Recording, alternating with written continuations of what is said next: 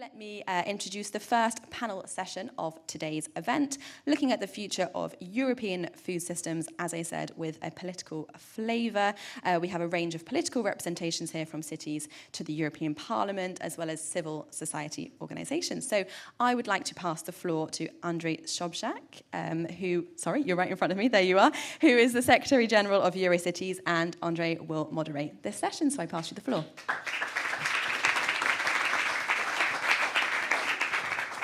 Thank you so much, and it's really a pleasure for me to moderate this first session.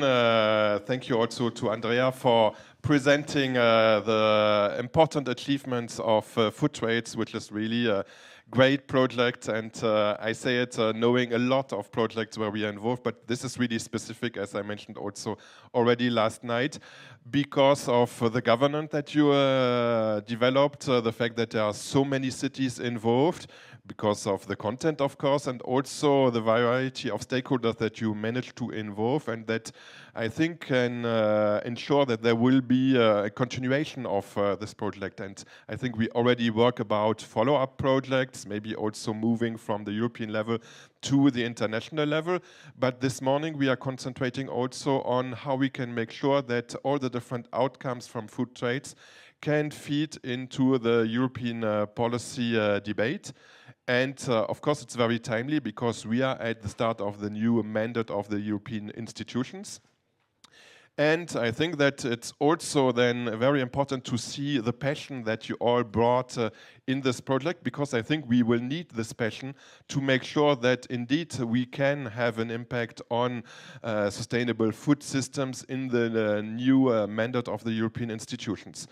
If we look a little bit backwards, there was already the aim to have new legislation on sustainable food systems. And to be honest, even 1 year ago, 1.5 years ago, we were quite optimistic that we could actually have this legislation. And then things changed. Political priorities shifted to other topics. Maybe we had not made clear enough the narrative about what it really means to have a sustainable food policy at the European level, that it's not against, in particular, the farmers, but it's something that actually can have a long-term vision for all the different actors. So the debate this morning is really about how we can move on forward, because the proposal for the sustainable food system law has never been officially withdrawn by the Commission. So there's still a possibility maybe to have parts of it that will be integrated in the new policies. And this is, of course, why it's so important also to have a representative of the European Parliament here to listen to us and to see how we can actually use the power of all the different actors involved in the food trades project to make this different progress. And there are some positive signs as well, because we have seen in the beginning of September the Strategic Dialogue for Agriculture that has just published some ideas that are not maybe too far away from what we would like to do. And in particular, they're proposing to have a European board on agri-food, where we think that it's very relevant also to make sure collectively that cities are represented there, to make sure that the point of view of cities and the experience of cities will be integrated. So without further delaying, I will invite the different participants of this first panel to join me here on stage. And I think it's very important to see the diversity of the different actors. So first of all, Giorgio Gori, who is member of the European Parliament and former mayor of Bergamo. You can join us. Then we have, of course, Anna Scavuzzo, deputy mayor of Milan, who we know very well, who has been really at the forefront of this project. From Bordeaux Métropole, we have Papadato, who is also in charge of agriculture and partner of the project. Olivier de Schutter, who is a key expert in the field. You are the co-chair of the International Panel of Experts on Sustainable Food Systems. You can also bring in the international perspective, and you are, of course, working at the United Nations as a rapporteur on extreme poverty and human rights, which, of course, have a close link also with food. And last but not least, Marta Messa, who is the Secretary General of Slow Food. Also an important partner of the project, and it's important also to bring in the perspective of NGOs in this whole debate. Giorgio, Gori, you have a constraint. You have an important meeting at the European Parliament, so I will start with you. My key question to you is, from your point of view, your experience also as a mayor and your experience from this food trail project, what would be the key priorities for you that you want us to achieve over the next mandate, and what are you going to do? I know that you are not really in the different committees related to food, but still, if you can help us to implement some of the outcomes of this project, what would be your key priorities? Okay, thank you for your invitation. I'm sorry for the necessity to go very in a quick time. Here I can wear two caps. The first is as former mayor of Bergamo. Bergamo was part of the food trail experience. And now I recently arrived in the European Parliament as MIP, but I'm not directly involved in committees taking care of food topics. And I heard with attention the introduction of Andrea, and I think that the food trails represent probably the main tool that the European Union can act to enhance the food policy throughout the continent. Because we all share local experience with many things in common. The first of all of them is that the food is at the center of several different policies concerning the nature and landscape conservation, the mitigation and adaptation toward the climate change, the necessity to give access to good food to our citizens and educated our population to eat better, to reduce the loss of food, the waste of food, and many other aspects. When I was mayor, I started coordinating what we called at the time table agriculture table, because the aspect, the beginning aspect was how to improve the agricultural activity in the urban and peri-urban areas.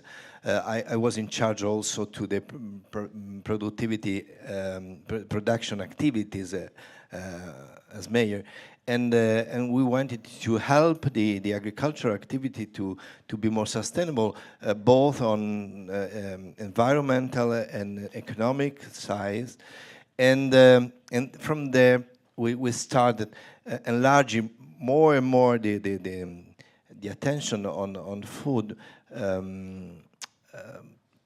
Building up a network between producers, distributors, and consumers, mapping all the quality local producers, all the distributors' points, the restaurants that are available to put the local good food in their menus, and the local markets, and in this way creating a sort of distribution network for good food. Then we involved the school restoration, so the food that we give every day to our children in the local school, in the local canteens, and then. I want to mean that the aspects are really several, as we saw also before, and the problem is the fragmentation, the possible fragmentation of the different contributors' actions, the difference of vision, the lack of common information, common vision, the lack of capability of the staff, lack of funding. And I think that food trails put itself in the right position to improve local experience, to make the local experience grow and become of common utility. So, in short term, I think that the main thing that the European community could do in the next year is to continue, to not let the food trails experience as an aisle, to allow many other cities to start their food policies, to spread the culture of food to the thousands of cities that are far from this common vision. So more than legislation, before you mentioned a possible legislation about food. I'm not sure that we need it. Probably yes, but we have to talk about it. But I think that the European calls could be, if well balanced, well structured, very useful to make this local platform be more effective. Thanks a lot. Thanks a lot, and I think it's really very precious for us to have in the new European Parliament former mayors and deputy mayors that have this experience, yes, and that hopefully also despite I'm in a committee, I'm a part of two committees that are taking care of completely others, different topics. So one is the foreign affairs, and the other is industry, technology, research. I'm still available to be helpful to this fantastic network of people. Thanks a lot, and I know that you have to leave, but we will follow up and share, of course, the outcomes afterwards with you. Thanks a lot for joining for the first part of this panel.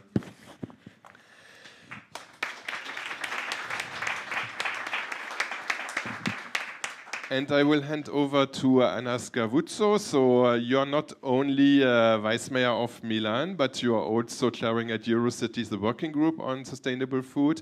And you also accepted to become one of our shadow commissioners. So this initiative aimed at showing that we could imagine maybe of a different European Union if the European Union was governed by mayors and deputy mayors, because maybe you are closer to the needs and expectations of citizens. You are closer to what is really happening on the ground. So my first question to you would be, if you were the European Commissioner for Food, if there was one, what would be the key element that you want to achieve over the next 5 years? Thank you very much, André. Thank you very much to all the community of food trails. I'm very happy to start to reply to you, expressing my satisfaction about all the work we have been shared in these years. Also because after pandemic, we realized the importance and the key role of cities, but also the importance that in any case, we need to have looking at our food system, because we need resilient food system and also food system that can be responsive to the change and to the shock. And so first of all, we have to tackle the issue in the next 5 years, starting from this point of view, responsive and sustainable. And another important element I have to pay attention to is that we focus attention on cooperation, synergy, exchange of experiences, and also the idea that everything is connected. So you have an holistic approach, not a separated one. And also the word of the mayor of Bergamo first, then the deputy, means and underlines the importance of the cooperation between the stakeholders and the shareholders of a city and of a system. And so this is the second element I would like to tackle. But in any case, we need also to focus attention on our goals. We need to be inclusive, we need to be healthy, and we need to be sustainable. So if I can choose just one, I would like to focus attention on school meal programs, because each city has and wants to deal with its community and its children. Each city has to focus attention on children and families, also to invest in the future, because demography winter starts from our communities, and we have also the responsibility and the duty to propose to European Union not just an idea of the future community, but a pathway to support families, to support children, and to give them the chance to grow up in a healthier society. And so starting from school meal programs, and I hope that the European Union would support not just the single country or the single city, but the entire continent, to promote legislation and also to support the effort of cities together with schools. I think it's very important also because I could talk about school meals for hours, but I choose just some elements that for me are key words, and I think that everybody of you can share also from very different point of view. We need to work on inclusivity. And so we fight poverty through school meal programs. We propose good food for everybody. You work on healthy diets, and so you can follow the line to propose also a more sustainable, healthy system. I think that not just in Italy we have some trouble with the sanitary aspects of our system, and I think that the promotion and the prevention in health are strategic also to face the future challenges.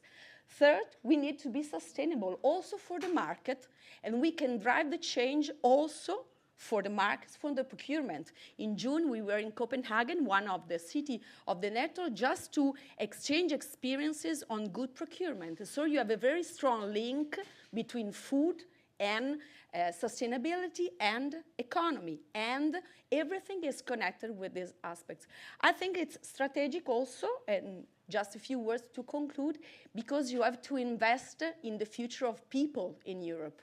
Yesterday, when we had the chance to meet with the team of School Trace, 50 people, the 50 heroes, we feel the feeling of Europe, made of cities, made of people, and we have to tackle this issue together with European Union, not in opposition, but together, because we have a pragmatical approach and we feel the life of people before the parliament. I think it could be a very good idea to invest in our future, to invest in the rights of our children. Thank you.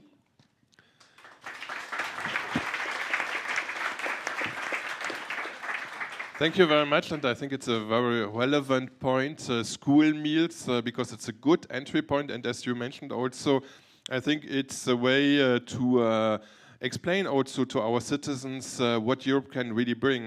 One of the challenges is that currently a lot of the investments from the European Union go to infrastructures, and if we can also have a part of funding from the European Union that goes, for example, to school meals that are healthier, and to avoid that some people are excluded even from having a breakfast of good quality every morning. It's a new way also to explain to the children and their parents that Europe can really make a change. And I think it's more than ever necessary, because we have a lot of people that feel very distant and are quite critical to the European Union. And it's interesting to work on these kinds of concrete examples.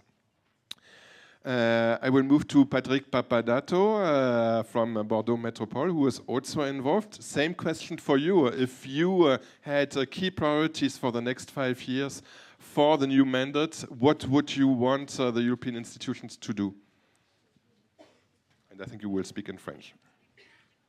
Oui, désolé de vous imposer les casques. Je vois que on n'était pas nombreux à avoir un casque pour la traduction en anglais, donc désolé de vous imposer ça. En fait, ça va faire assez écho à ce qui a déjà été dit.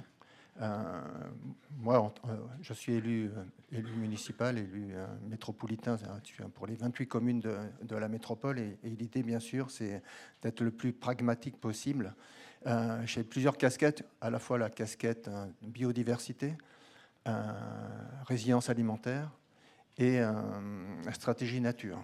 Et au final, ces 3 stratégies s'assemblent Parce que si on veut développer effectivement la biodiversité, si on veut mettre plus de nature et si on veut lier la résilience alimentaire, il faut réfléchir bien sûr à l'environnement. Et cet environnement, c'est aussi notre politique agricole sur notre métropole, parce que la résilience, bien sûr, c'est la préservation de nos agriculteurs. Les agriculteurs, c'est aussi bien sûr la biodiversité. Et donc, pour maintenir cette vision environnementale, il y a la nécessité d'avoir, pour les maintenir, il y a la nécessité au final de faire en sorte que ces agriculteurs puissent répondre à la commande publique. Parce que Bordeaux Métropole, nous avons un moyen de peser sur une vision alimentaire, et cette vision alimentaire, elle peut se faire grâce à ces agriculteurs. Donc, malheureusement, on s'aperçoit que dans la commande publique, les agriculteurs de notre territoire n'ont pas la possibilité de répondre parce que soit ils sont trop petits et soit souvent, c'est souvent des gros qui répondent. Et effectivement, cette commande publique était pour nous essentielle de manière à réécrire. Alors, parfois, certaines villes réussissent à contourner cette commande publique, mais il faut se dire quand même que c'est sur la métropole, ce n'est pas rien. C'est-à-dire que c'est 65 000 repas par jour qui pourraient servir à ces producteurs sur notre territoire de manière à ce qu'eux-mêmes vivent bien. Donc c'est vrai qu'on a une vraie problématique de résilience et de stratégie alimentaire sur notre territoire. On s'aperçoit que ces producteurs ne peuvent pas répondre à cette commande publique. Donc on réussit bien sûr souvent à la contourner, à la détourner. Et on se retrouve avec une précarité de nos producteurs. Parce qu'ils ont des difficultés à vivre, ces agriculteurs, sur notre territoire. Et on se retrouve maintenant, depuis 2020, à aussi une précarité. Parce que j'ai bien entendu, effectivement, en 2020, on pensait surtout au mieux manger. Et maintenant, on pense surtout à manger. C'est-à-dire que c'est aussi pour ça que Bordeaux Métropole, avec le département, s'est lancé dans 2 expérimentations. Autour de la sécurité sociale alimentaire pour voir comment on pouvait aider et soutenir à la fois une production locale et à la fois faire en sorte que les habitants de la métropole puissent mieux manger. Donc du coup, il y a une 2e expérimentation qui a été faite notamment sur les étudiants, et là on s'aperçoit que c'est un sujet aussi qui monte sur Bordeaux Métropole, mais je pense que c'est commun à l'ensemble des métropoles et des villes. On se retrouve avec une précarité alimentaire de la part des étudiants, et c'est vrai que là, on a tenté une expérience. Et en fait, cette expérience, il y a eu un panel d'étudiants qui ont été retenus, et on s'est aperçu que le fait de les soutenir, de faire en sorte qu'ils aient un ticket alimentaire, et on leur a imposé en final de consommer différemment. Et en consommant différemment, c'est-à-dire qu'au lieu d'aller au supermarché, ils avaient aussi la possibilité d'aller consommer sur des magasins locaux où il y a des producteurs locaux. Et on s'est aperçu qu'on a modifié aussi leur comportement alimentaire.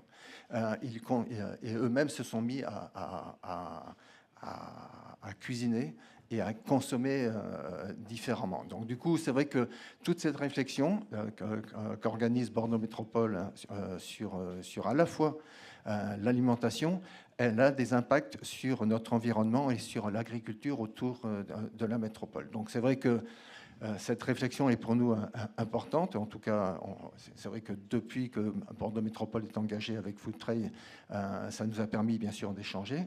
Nous avons développé, grâce avec notre conseil agricole et alimentaire mis en place depuis 2017, nous avons réussi à fédérer l'ensemble de la filière alimentaire et agricole sur un seul et même sujet. Et c'est vrai que ça nous a permis de mener à bien notre projet alimentaire de territoire, avec des actions concrètes, et notamment le soutien aux agriculteurs et aussi à la filière est pour nous importante.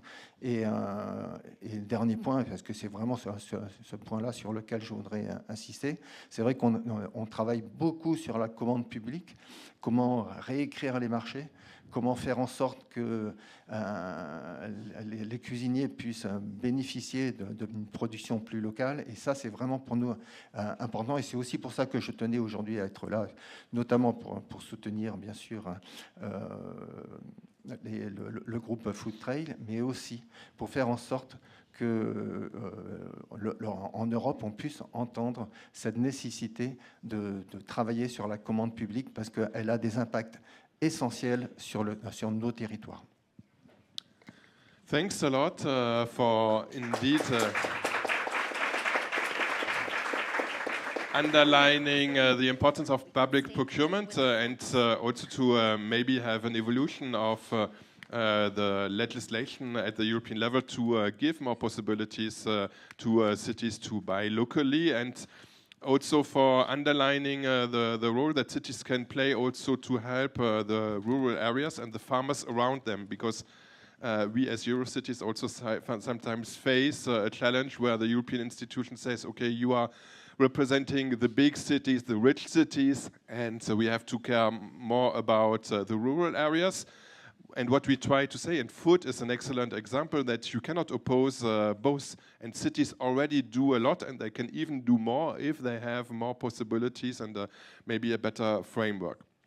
Olivier de Schutter, same question for you, and you have also a legal background, of course, so I would also like you to let us know whether you think that it's important to have a new European legislation to create maybe a framework on sustainable food, or whether actually it's more about letting cities do what they already do, maybe to a favored just exchange of good practices, or whether we need some changes from your point of view. And also, of course, you can bring in your international perspective on it. Thank you, André. Very warm welcome to all. Thank you. Welcome to all. And thank you, André, for your question. I think it's useful to reflect back very briefly on the reasons why we have not achieved so far this framework law on sustainable food systems in the EU. And I would like to highlight maybe the three major reasons in my view, and that will lead me to respond to why we need something and what it could look like. I think, first of all, we inherit from a system that is very difficult to change, with a very strong inertia and a very strong path dependency in policies, particularly since the 1960s with the Common Agricultural Policy that has really emphasized the need for economies of scale, industrialization of food systems, replacing women and men with machinery, high input, external input use in agriculture, with a view to increasing the production of food to make sure we will never face scarcity. That was the objective. In the 50s and 60s, the fear was food insecurity due to lack of sufficient production. So we have adopted a productivist approach. The Common Agricultural Policy is a symbol of this. And when Ursula von der Leyen proposed in May 2020 a farm-to-fork strategy to be part of the Green Deal she'd announced in July 2019, she probably had underestimated the weight of the Common Agricultural Policy and how it might make things difficult. The CAP is something significant. It's 58 billion euros per year, about 35% of the budget of the EU. 4 farms out of 5 in the EU would go bankrupt immediately without those subsidies, so it's very difficult to change. And that, I think, is number one. We have to be aware that it will require a very strong revision of the paradigms we inherit from. We have to bifurcate, change the direction. And number two, the reason why that's difficult to do is also because of lack of accountability and food democracy. We know, and I'm sorry if I can speak here as a completely independent academic not seeking the votes of anyone and not seeking popularity. This is not a popularity contest. I would deplore the disproportionate influence certain lobbies have on European policy making. There was a report of Corporate Europe's Observatory on the role of Copa Cogeca in DG Agri. Let us face things, dear friends, without more accountability, transparency, democracy in decision making, we will not achieve that change. We will not be able to move from what we inherit from to what we need in the future. And that is the second reason why we've not achieved this legislation. The third reason is more contextual. We were making progress towards implementing the farm-to-fork strategy, in particular this, major piece of legislation, the framework law on sustainable food systems, when Ukraine was invaded by Russia, and the food prices started to increase very significantly on markets, creating a double-digit inflation for food and energy in most European countries. Now, there are two readings of this. My reading, our reading within IPES Food, is that we should have drawn the lessons from that crisis by delinking food markets from energy markets, because in fact, it's the rise of energy prices that led to food prices increasing, and that did not start in February 2022. It started before. The price of the barrel of oil was $20 in 2020, $20 in early 2020. It raised to $63 in October 2021, and the price of food started to increase then, and then came the conflict in Ukraine, and suddenly the price of the oil barrel exploded. It reached $115 in June 2022 before going back down slowly. It's today at $71.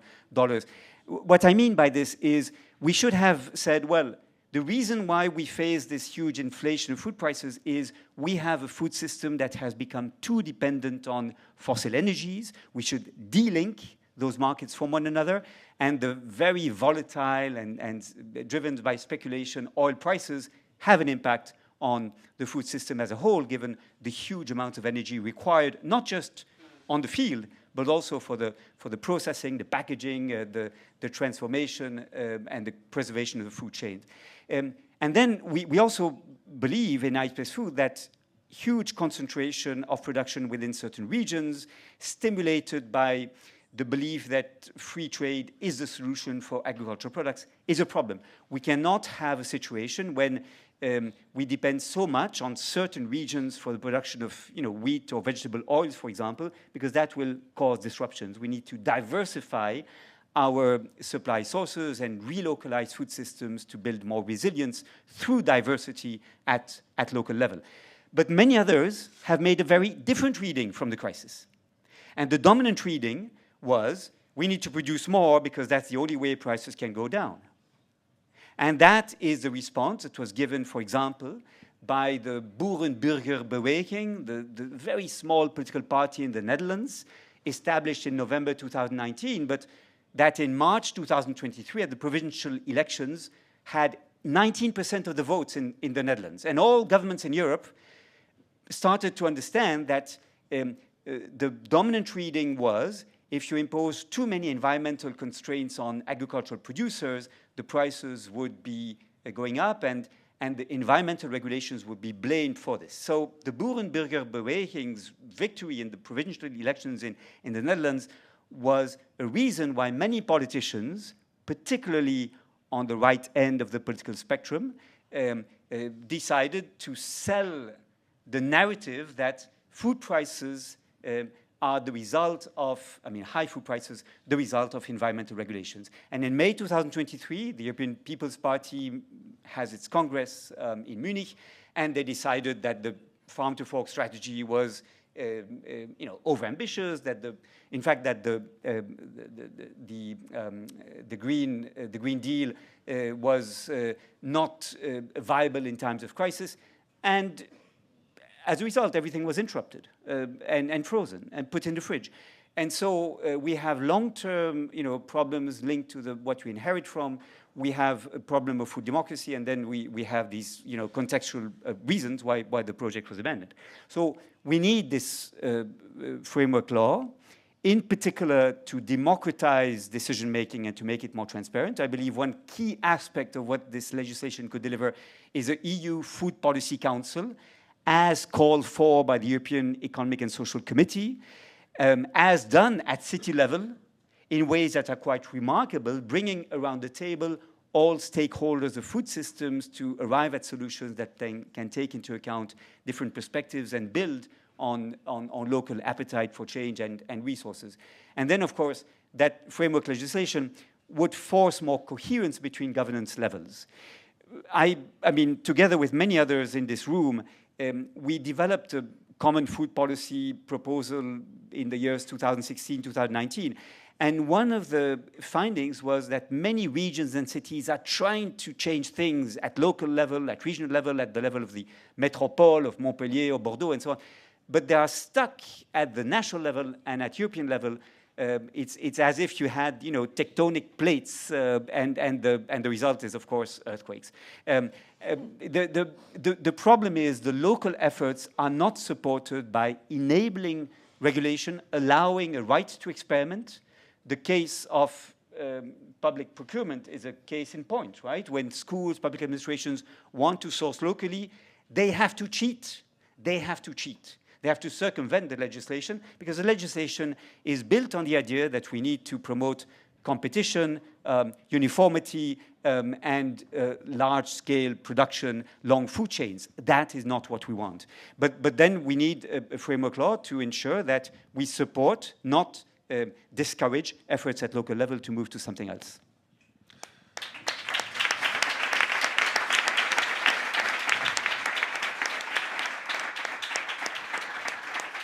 Thanks a lot for explaining very clearly what is the situation, what are the barriers, because it can help us, of course, to overcome these barriers, hopefully, and we will continue then a little bit later the discussions about maybe also how we can change the narrative in order to make these food policies more democratic and more multi-level governance based as well. But before I will hand over to Marta Messa and ask you the same question, what are your expectations towards the new EU institutions? So there are many. And we've been working really hard with civil society organizations, partners that I'm saying hi to those who are here in the audience, with IPES Food, and also in Food Trace, clearly, to really gather all this wealth of information that there is about things that do work. And I think especially in the case of cities, it is so powerful and empowering to see how change can happen and so quickly. So that's something that Food Trace has shown, and I really am looking forward for ways to continue this work together because it is so important. So now, when it comes to the new institutions, they're new and not so new, but we have a candidate commissioner for agriculture and food, who's going to be grilled by the European Parliament in November, come November. So just yesterday they announced that the hearings will be at the beginning of November. And he's been tasked in the mission letter by Ursula von der Leyen to build on the recommendations of the strategic dialogue for the future of agriculture in Europe. So this was a strategic dialogue that was announced by Ursula von der Leyen last September. Then it happened to kick off right after the protests by the farmers, but it wasn't a reaction to the farmers by the protests. That's something that should be underlined. And I was one of the stakeholders around the table. Cities were missing, and that's a point that I also raised in one of the first meetings, saying cities have so much knowledge that should be leveraged at the European level, which is, by the way, a message that we had also shared already when with partners involved in the Food Policy Coalition. We presented a document to decision makers arguing for, indeed, the Sustainable Food Systems Law, so this framework for a food policy in Europe, also saying that we needed this kind of multi-level governance dialogue to have this wealth of experiences trickle up to the European level and likewise then from there be replicated and disseminated. Now, one of the outcomes of this strategic dialogue, well, the main outcome was that there is a report, that it was endorsed by all the stakeholders, and that was not a small feat because around the table we had very, very different participants, also coming from very opposite directions. But we worked really hard together to get to a report that we could all be sufficiently happy with. Of course, it's not perfect for any of the participants, but there are some really strong hooks in there. And the first one that certainly I as Low Food, but I'm sure with partner organizations that we're already moving on that, will follow up on is we want a food systems approach. So the dialogue was on the future of agriculture, but the report is about food systems. And this is something really important because one of the, indeed, failures also that we had in the last 2 years is that at the end of the day, all the measures that had to do more with the food systems, with the rest of the food system, so past the farm gate, so what it was about public procurement, all the elements that had to do more with the consumer side, they didn't go through. So that reinforced the narrative that everything was on the shoulders of the farmers. That reinforced the narrative that the environmental measures, be it pesticides or other things, were all the responsibility of the farmers, which then just fueled this kind of anger and frustration, the narrative of those that were trying to shut down any kind of ambition. So again, the food systems approach is very strong in the document, and that's something that we'll certainly want to the institutions to pick up on. We also were very clear in the report about what you were just mentioning, Olivier, the diversity of food systems and the diversity of actors and the need to relocalize food systems. So, of course, it wasn't like you will find in the report, it's not an out straight, we need to relocalize food systems because, of course, around the table we also had the traders associations and other stakeholders that are very interested in an export-oriented kind of food system. So we had to be balanced in the report. But there is the mention of the importance of supporting local food systems. We were just in Turin a couple of days ago with Andrea Patrucco and indeed the Partners for Food Trades also presenting there the outcomes of food trades. And I was in the beginning of the event with Miguel Altieri, who's a professor who's been working for many years on agroecology. And he was giving some very interesting data on the importance of relocalizing food systems, basically giving the example of how some of the major cities, and he was mentioning some cities in the US, but this could hold true anywhere, rely so much on imports that if any harbor or airport gets blocked, and this is not an unlikely scenario with all the extreme weather events we have, these cities would have 2 to 3 days of food security, of food supply. And then it would be basically chaos. And so it's not like a far-fetched dystopia that we're looking at, it's something very concrete. So in the report, we're talking about relocalizing food systems.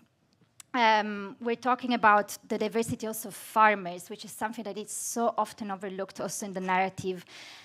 The farmers are often treated as one big block, as we don't know exactly who's behind it. The farmers are often referred here in Brussels as being entirely represented by Copa Cogeca, and I was mentioning it again just a couple of days ago, but there's this fantastic piece of investigative journalism that came out last year saying, no, it's not true. The Copa Cogeca, as you were saying, that has such a huge influence on European policy, does not represent all the farmers. And the Secretary General of Copa Cogeca last year in this piece of investigative journalism confirmed, yes, we actually do not know all the numbers. So we need to really follow up to make to show that there is this diversity of stakeholders. And of course, there is so much to be said about this report, but three things that we mentioned here. One, the CAP, the Common Agricultural Policy. There is a window of opportunity there that I hope the institutions will pick up on, because in the report, which was signed by COPA, by Cogeca, by SEJA, by also partners like IFOAM and Via Campesina, talks about revising entirely the Common Agricultural Policy in terms of the payment system. So moving beyond the payment per hectare, also because the window of opportunity is also given by the fact that with Ukraine being on the horizon, there is also an understanding that if Ukraine does become part of the European Union, they have so much land that if we were to continue with the payment per hectare, the resources would be drained by this big country. So there is a window of opportunity there, and we certainly want to follow up on that. And it's also like the wording in the report talks about supporting the farmers that need it most. It talks about small-scale farmers. It talks about organic and agroecology as being the front runners in terms of the transition, even though also they were like, it's just an example. It's not just that, to keep everybody happy with the wording of the report. It talks about public procurement. So there's a whole section about food environments. It talks about minimum mandatory public procurement criteria. So also they following up with all the work we've been doing with partners. It talks also about animal welfare and everything that can be done there, from increasing the well-being, like how animals are respected, should be respected in food systems, to also rebalancing diets. We didn't use the word reduction. We didn't manage to get that agreement, but we did get to an agreement on the need to rebalance diets towards a lower intake of animal-based proteins and more diversified diets. Last thing, and then really, like, also one thing to be said about the report is that it needs to be read as a whole. People shouldn't just pick and choose what's in there, even though there are some very good things that you can also just pick and choose. But going to what you were saying, Olivier, about governance, in the report doesn't talk about a food council, but it talks about a European board for agriculture and food. And in the mission letter, Ursula von der Leyen tells the commissioner designate for agriculture and food to build on this report, and with the help of this board for agriculture and food, to build a benchmarking system to measure and increase sustainability in food systems. And what we insisted on during the discussion, the strategic dialogue, this benchmarking shouldn't just apply to food production, so primary production agriculture, but it should gradually be applied to the whole food system across the whole chain. So in a nutshell, like, this was a sort of not so short summary, but what I would expect from the institutions is to pick up on this, and especially because it was agreed by everyone. So in terms of depolarizing, in terms of saying, look, this is a common benchmark that we have. This should be used. Of course, let's not fool ourselves. Like, the lobbies will continue their work. The political parties will continue their work. There is already, a pushback, a continued pushback against any kind of ambition. But I would really vouch for using this report to say, actually, all these actors agreed. So let's start from this to move forward.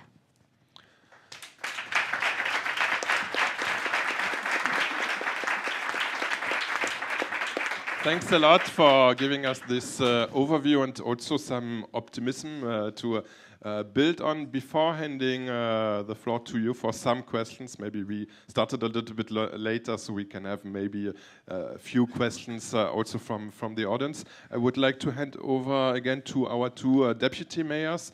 Anna, in particular, if you see these changes that need to be made in the governance, democracy, if you see the different possibilities that we can see, how do you think that we can use also the Milan Pact and the network of politicians to actually maybe create a kind of alliance also with the Commission to make these changes? Because, as Olivier mentioned as well, we still have some hope that Ursula von der Leyen had initiated the Green Deal, so maybe she has also some interest in keeping it in the new mandate and maybe moving forward to this, even if there are some obstacles, in particular at the national government levels.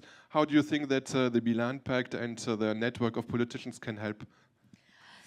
But first of all, I think that this is a starting point very different from the starting point we shared some years ago, because some years ago we wonder about maybe the importance of the key role of the city. Now we are assertive. We know that the consultation of city is strategic for European Union and also all over the world. This multi-level governance has realized that people live in cities, and if you want to drive the change, you have to work together with cities.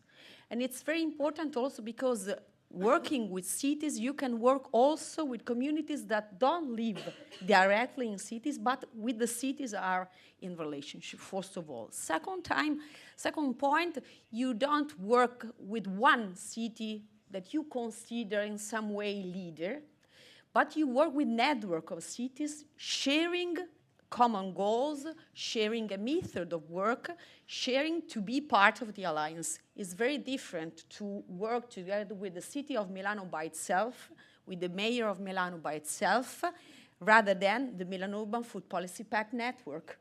It's very different also, even though my mayor is just my mayor, or me, it's me, but I'm not by myself for my community, the representative of my community, but we are trying also to propose to be in some way in competition with that lobbies you were dealing with. But it's not a joke. We need a deeper political commitment. Each of you belong to a community. Each of you has also the duty to go on in its work dealing with the political activity in his country, in his town, in his region. We need to work together, not in opposition, not far from, also because lobbies are very close to politics. And so maybe we should have a different idea of lobbying, a positive attitude in this kind of lobbying, because we are in some way representative of people. This is the real aspect we have to deal with. And we have a very pragmatic attitude. So we share a framework, we work together on ideas, we are very different, a plural attitude towards problems, but we share the same goal, the same framework. Also, we are trying to define what is a sustainable food system, because maybe also to define what is sustainable and what is not exactly sustainable, we have some work to do also in the future. But we start from a very important point, and we have to carry on. After food waste, we don't have to lose all this effort we have been doing together, but we have to involve much more also the communities and the political attitude, the political communities in our cities. Second time, mayors set the agenda of their communities. And in the communities, you have citizens, but you have also different stakeholders, enterprises, universities, school, private and public sector. You have a very different part of communities, and you have to deal with each of them with the same attitude, a pragmatical approach, an international framework. And maybe after this meeting, I had the chance to speak a lot also with Giorgio Gori and other parliament, but we have to suggest them not to be focusing in vertical activity, because also in industry, in energy, in sustainability as a whole, you have something that is connected with the thing and the issues we are dealing with. And so we have to focus their attention on our work, considering the importance of what we are dealing with, also because we can assess and evaluate the results of our politics.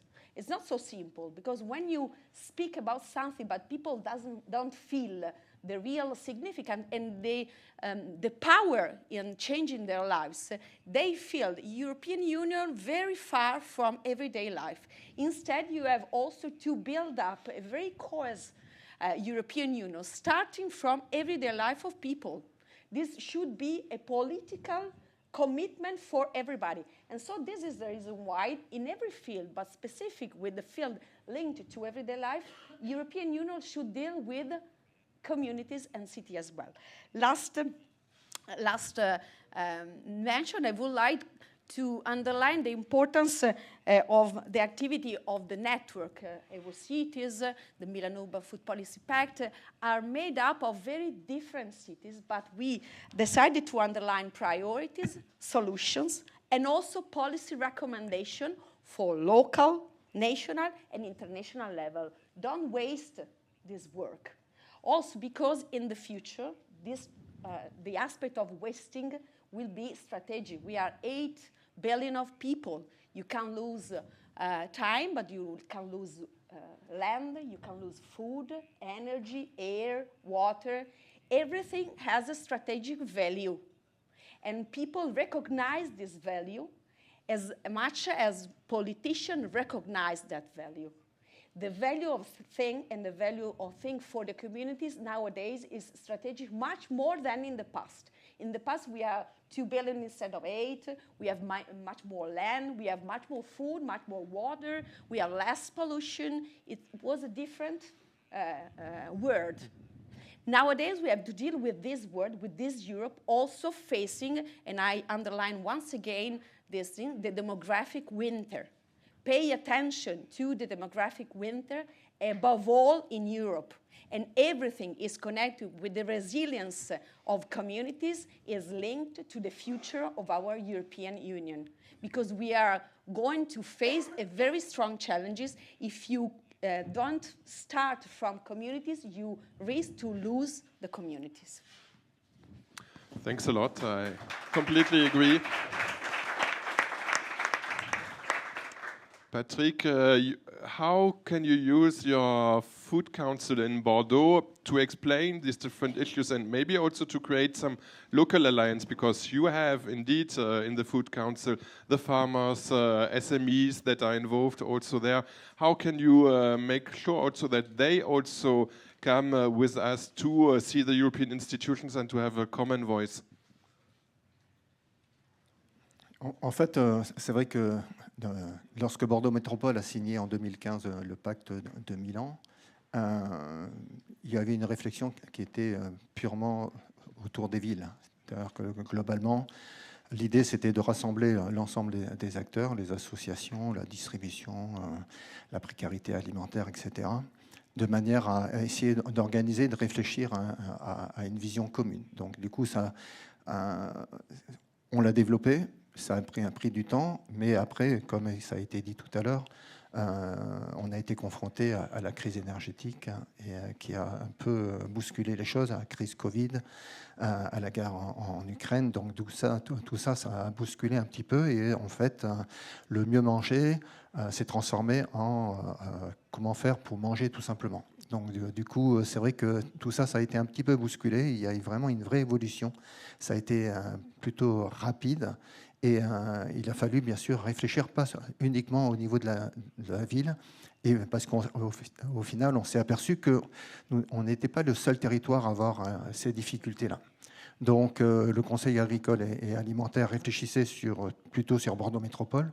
Et en 2020, on s'est aperçu, en discutant avec les territoires autour, qu'au final, cette réflexion devait être organisée parce qu'on ne pouvait pas déjà résoudre, nous, tout seuls, notre résilience alimentaire et qui avait la nécessité de discuter avec les territoires autour. Donc, lorsque je parle de territoires autour, c'est à la fois les territoires proches de Bordeaux Métropole, qui connaissaient les mêmes difficultés que nous en matière d'agriculture, parce qu'on ne l'a pas évoqué ce matin, mais on perd des agriculteurs, enfin, l'ensemble de l'Europe perd des agriculteurs, et comment faire pour préserver cette agriculture sur nos territoires, mais aussi autour de nos territoires. Donc il fallait réfléchir, et c'est vrai que c'est tout le travail qui est fait actuellement, c'est-à-dire qu'il y a une vraie réflexion sur autour du territoire, comment maintenir ces fermes avec le département, mais aussi comment réfléchir à une logistique d'interrelation entre ces territoires. Parce que l'idée, c'était bien sûr d'aider nos producteurs, mais pas que.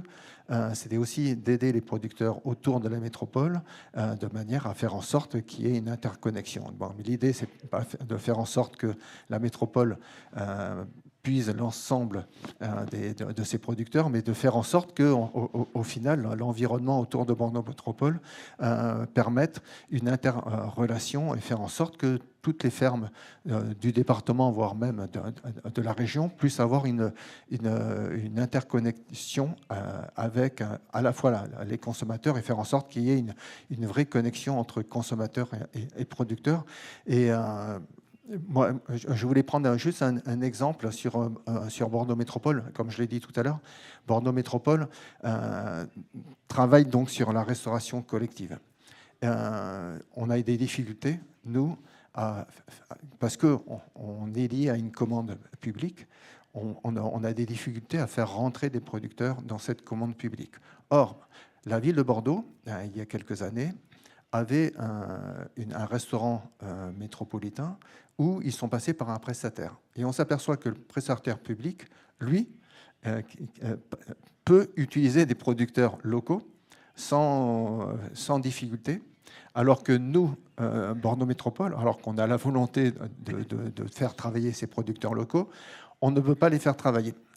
Et en tout cas, c'est très difficile, et comme ça a été dit, on a tendance à essayer de contourner un peu et d'essayer de... Donc, c'est tout le travail, comme je l'ai dit tout à l'heure, de réécriture des marchés qu'on est en train de faire.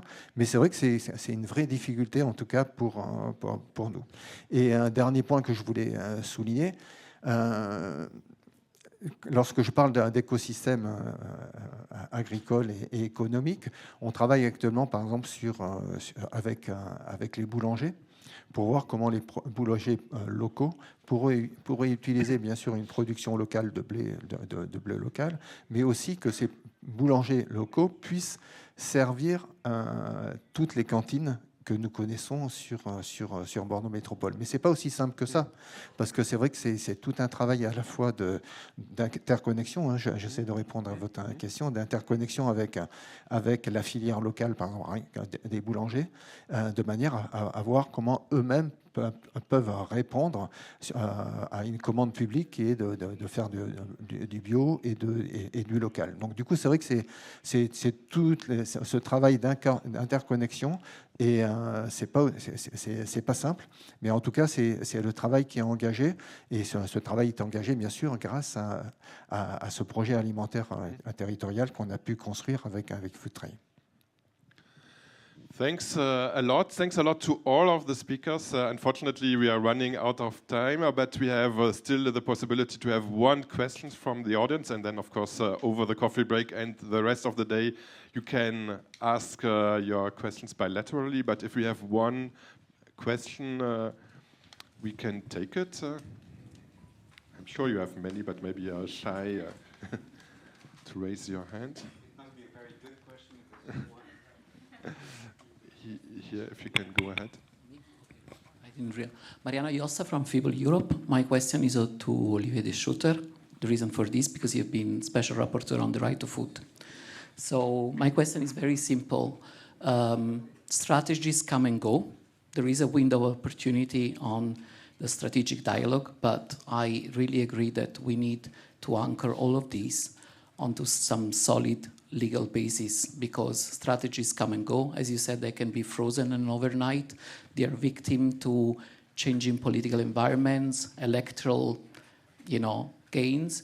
So would you recommend that in the coming months for the election of the new commissioner and to this action plan that needs to come out in his mandate, the right to food as a very high, anchoring is necessary, and then there will be a trickle down also of a legislative framework that is more specific, and also so that in the hierarchy of legislation, other pieces of legislation work on trade, on agriculture, etc., cannot be inconsistent with each other?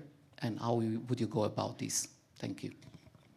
Well, thank you very much for this question. And let me first say that if Anna Scavuzzo were to be heard at the European Parliament for being appointed the Commissioner on Agriculture and Food in November, she would have my vote. If, of course, I were MEP and if she were nominated for that position. And I would ask her, exactly to answer your question, whether the European Commission will propose a legislation that will create accountability. In other terms, we need to make it binding on the Commission and on the other institutional actors to move towards sustainable food systems. How do you do this? Not by empty promises, but by having a governance of transition. And a governance of transition means not just a nice end vision, a utopia of sustainable food systems, not just political declarations, but a timeline with indicators to allow to monitor progress, and accountability by mechanisms such as perhaps a Food Policy Council or the equivalent thereof with the European Board for Agriculture and Food that Marta Messa was mentioning, to hold actors accountable for results.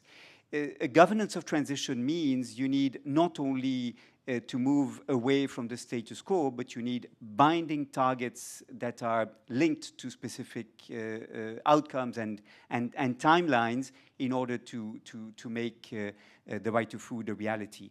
And that is what the right to food really is about. It's about creating accountability. It's about ensuring that decisions are made in full transparency and are assessed by independent bodies that can ensure that you stay on track and these political promises do not remain empty promises.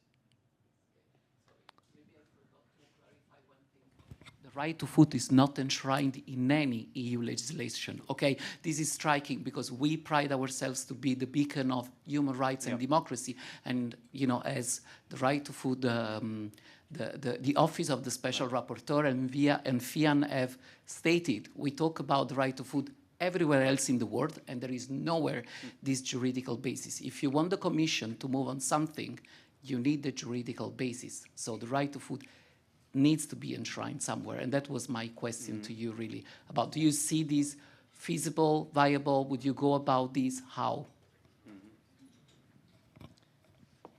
Yeah. Very briefly, and then Anna, and then we conclude. No, I mean, I agree with your point. I agree with the concern that we speak about the right to food all over the world, but in Europe it seems to be taboo. And I think that's a mistake for two reasons. First, because we should not confuse the right to food with simply not people growing hungry. That is not enough. And the second reason is it's a tool that not only is enshrined in international human rights law, but also has many practices around it we can seek inspiration from. For example, in Latin America, many countries have a framework law on the right to food. And they have, as they do in Brazil with CONSEA, bodies that hold governments accountable for results. And yes, I think in this area, you are quite right, my dear friend, Europe should be perhaps a bit more modest, and perhaps it's time that we learn too. Just a suggestion, if I can. Pay attention. I say to myself, so it's not so ugly.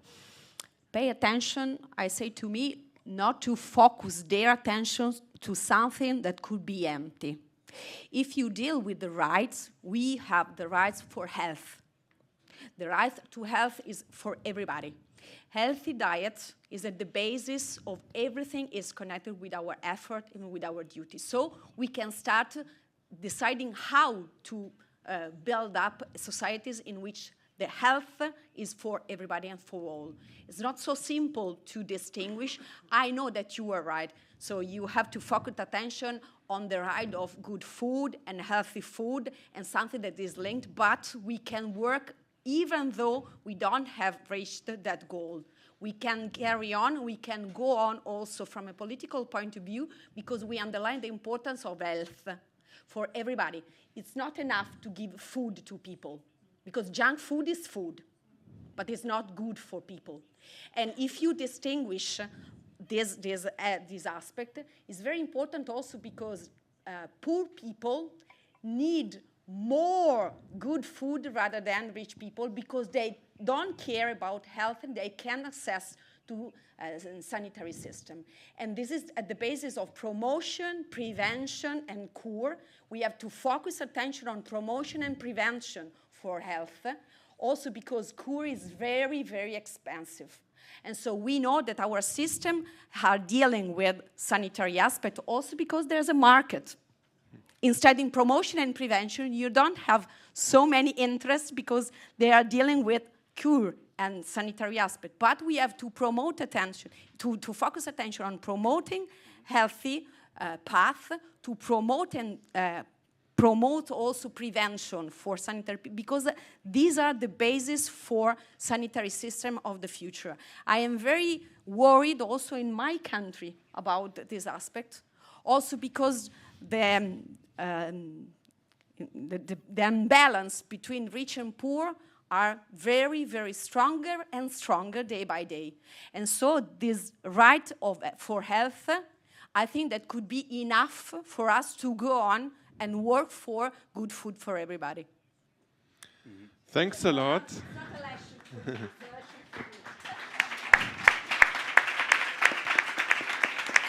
Thanks a lot for your very relevant input, and I think now we can move to the coffee break and continue discussions there. Thanks a lot.